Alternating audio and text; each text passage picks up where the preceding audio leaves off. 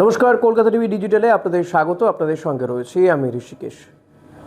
ভিন রাজ্যে যখন বাঙালি পরিযায়ী শ্রমিকদের উপরে অত্যাচার, মারধর, এমনকি খুন করে দেওয়ার অভিযোগ উঠছে, তখন এক ব্যতিক্রমী নাম জয়া দত্ত, যিনি মহারাষ্ট্রে পুরো নির্বাচনে জয়লাভ করে নিঃসন্দেহে দাগ কেটেছেন বা অন্য মাত্রা যোগ করেছেন। জয়া দত্ত তিনি মহারাষ্ট্রের একটি স্কুলের শিক্ষকতা শুরু করেন। বছর 47-এর এই জয়া দত্ত সেই স্কুলেই এখন প্রিন্সিপাল। তো এহেন জয়া দত্ত যে ব্যতিক্রমী ছবি তিনি স্থাপন করেছেন মহারাষ্ট্রের বুকে, সেটা কি করে সম্ভব হলো? তিনি তো বাঙালি, আদ্যপান্ত একজন বাঙালি, এবং তিনি তার মাতৃভাষার জন্য গর্বিত। তার স্বামী রথীন দত্ত তিনি কলকাতার বেহালার বাসিন্দা ছিলেন দীর্ঘদিন, তবে এখন তিনি কর্মসূত্রে মহারাষ্ট্রে থাকেন।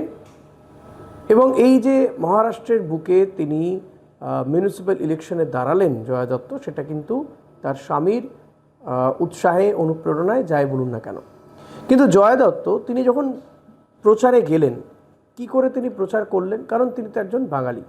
জয়া দত্ত তিনি নিজে বলছেন যে আমি বাঙালি হলেও মারাঠিটা বলতে পারি, তাই ঝরঝরে মারাঠি ভাষাতেই তিনি বাজিমাত করেছেন। যেটা দেখা যাচ্ছে যে মীরা ভায়ান্দর মিউনিসিপ্যাল কর্পোরেশনের 2 নম্বর ওয়ার্ড থেকে বিজেপির টিকিটে 7,705টি ভোটে জয়লাভ করেছেন এই জয়া দত্ত। জয়লাভ করে তিনি 2 নম্বর ওয়ার্ডের কাউন্সিলর হয়েছেন। এ রাজ্য থেকে ইতিমধ্যেই বিরোধী দলনেতা শুভেন্দু অধিকারী তাকে শুভেচ্ছা পাঠিয়েছেন এবং তিনি বলেছেন যে বাংলার মেয়ে সেখানে গিয়ে যেভাবে পুরো নির্বাচনে দাঁড়িয়ে জয়লাভ করেছেন তার জন্য তিনি গর্বিত। জয়া দত্ত আগামী দিনে এ রাজ্যে কি আসবেন প্রচারে? কারণ সামনেই তো বাংলা বিধানসভা নির্বাচন রয়েছে। 26-এর নির্বাচনে মহারাষ্ট্র থেকে কি আসবেন জয়া দত্ত প্রচার করতে?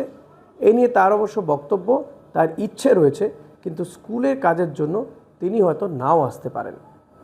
তো এহেন জয়া দত্ত এক নতুন নজির সৃষ্টি করেছেন। যখন বিজেপি শাসিত রাজ্যে বা অন্যান্য রাজ্যগুলোতে, ভিন রাজ্যে বাঙালি পরিযায়ী শ্রমিকদের উপরে অত্যাচারের ঘটনা দেখা যাচ্ছে, বাংলা বলার জন্য বাংলাদেশি দাগিয়ে দেওয়া হচ্ছে, সেই সময় জয়া দত্ত এক ব্যতিক্রমী ছবি।